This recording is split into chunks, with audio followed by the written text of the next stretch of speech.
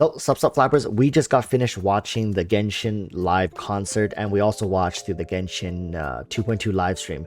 Now, here's the thing, right? When we went in, before I went in, people in chat were asking me, what are your expectations for this? And to be honest, my expectations for the live stream wasn't all that high. I just wanted to see MiHoYo take a stance, maybe touch on some of the things that have been happening in the past week, as well as not censor chat, maybe give us some quality of life changes in the game, communicate a little more with us. And, to say patch 2.2 was satisfactory would be kind of overhyping it. I think most people were disappointed too. Like, it's underwhelming, not disappointed. I guess it's the wrong word. Underwhelming, because it's more of the same things. It shows that MiHoYo has really just tuned into this formula that's been working for them, which is just running events, running character banners, and giving away bits and pieces of things here and there, and just to keep us, satiated but never fulfilled to a certain degree, if you guys know what I mean, right? I think watching the 2.2 live stream, it left me like okay, like that's all to be expected, but is there anything else? And I think it's gone to the point where I think the player base knows what they want. I think MiHoYo also knows what the player base wants. But at the end of the day, MiHoYo is choosing to keep us on edge, right? It just feels like any moment now they can drop something that changes everything. However, they are choosing to drip feed us. Now, for people who didn't get to watch the live stream, I'll have the codes both on screen or just down in the comments. I'll pin the comment, and good luck with that. Take the resources that you can, because we're getting Tartaglia and Hu Tao rerun along with Thoma, who will be paired in Hu Tao's banner. So we're getting Tartaglia first, and then we're getting Hu Tao. I think to some people that's not a surprise, but to many it just feels like we're going down an interesting path, because with Tartaglia rerunning prior to Ganyu, to Albedo, to Zhao, it marks something that I'm a little worried for, and I've made videos talking about this, which is MiHoYo is disrupting the order of the reruns and reshaping them as they see fit, right?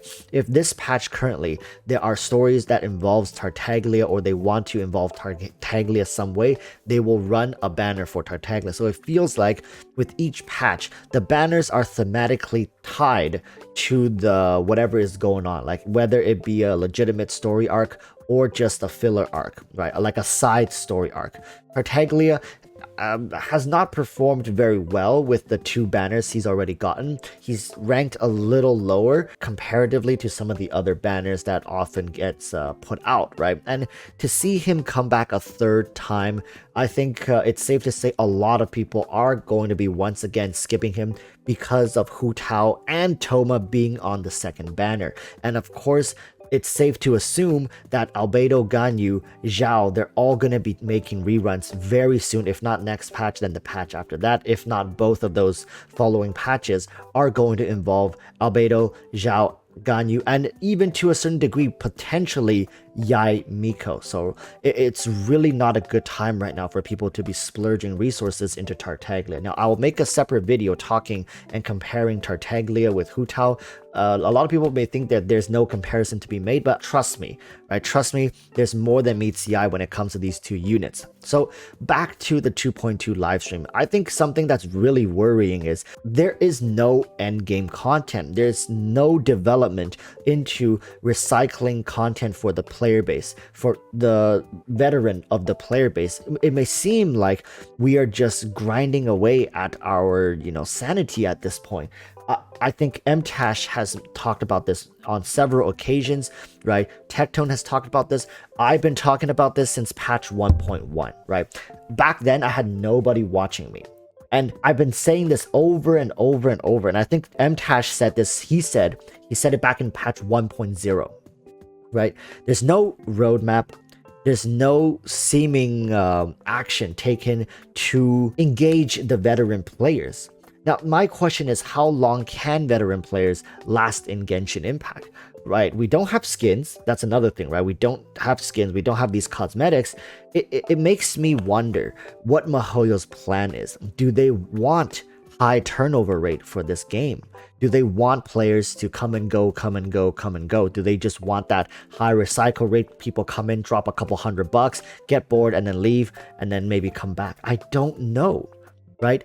What is MiHoYo trying to do?